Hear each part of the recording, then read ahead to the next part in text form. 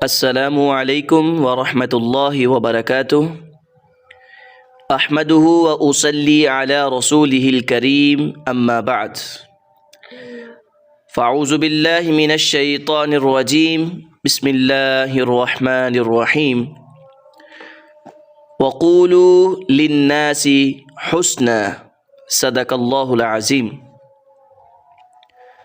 حمد و ثنا کی بریائی بڑائی اس ذات کے لیے جو ہر چیز کا خالق و مالک ہے۔ درود السلام امام الانبیاء امام الرسل جناب محمد الرسول اللہ صلی اللہ علیہ وسلم کی ذات گرامی پر۔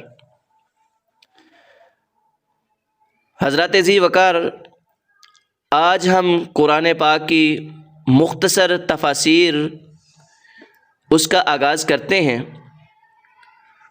اور آج کا ہمارا چیپٹر نمبر 1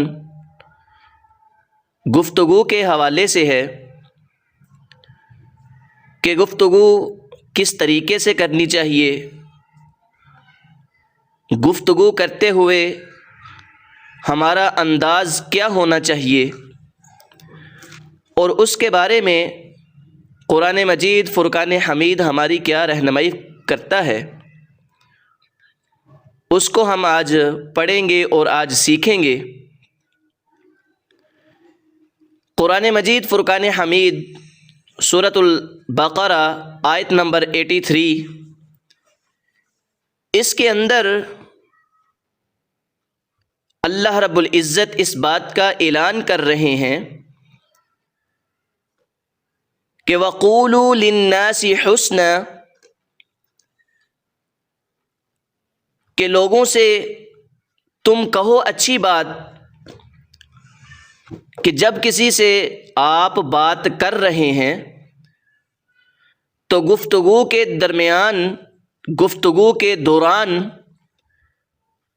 آپ نے کسی سے بدتمیزی نہیں کرنی، آپ نے گفتگو کے دوران کسی سے بد اخلاقی سے پیش نہیں آنا، گفتگو کے دوران کسی کی عزت کو مجروح نہیں کرنا، بلکہ جب کسی سے بات کرنی ہے، کسی سے گفتگو کرنی ہے، آپ کا انداز یہ ہونا چاہیے کہ تم اس کے لیے اچھی بات کہو، اس کے ساتھ بدتمیزی سے پیش نہیں آؤ۔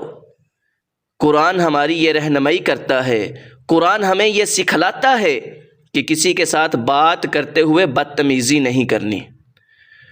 تو حضرات ذی وقار، یہ قرآن پاک کے اندر اللہ رب العزت نے ہمیں یہ بتلا دیا ہے، یہ ہمیں میسج دے دیا ہے۔ میرا اور آپ کا یہ فرض بنتا ہے کہ اب ہم اس قرآن پاک کی اس آیت مبارکہ کے اندر جو ہمیں حکم مل گیا ہے، ہم سب مل کر اس پر عمل کریں۔ گفتگو کے درمیان یہ ہمارا یہ انداز ہونا چاہیے کہ ہم کسی کے ساتھ بد اخلاقی اور بدتمیزی سے پیش نہ آئیں۔ قرآن کا بھی یہی حکم ہے، رب ذوالجلال ہمیں یہ حکم دے رہے ہیں، تو ہمیں یہ چاہیے کہ ہم یہ سیکھیں، اس کو پڑھیں، اور اس کو پڑھتے ہوئے اس پر عمل کریں، اور ہم دنیا اور آخرت میں کامیاب ہو جائیں گے۔ دنیا اور آخرت کی کامیابی اسی کے اندر ہے کہ قرآن کو پڑھتے ہوئے اپنی زندگی کو سنوار لیں۔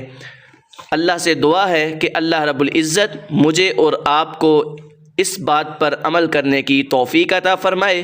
وما علی الا البلاغ المبین۔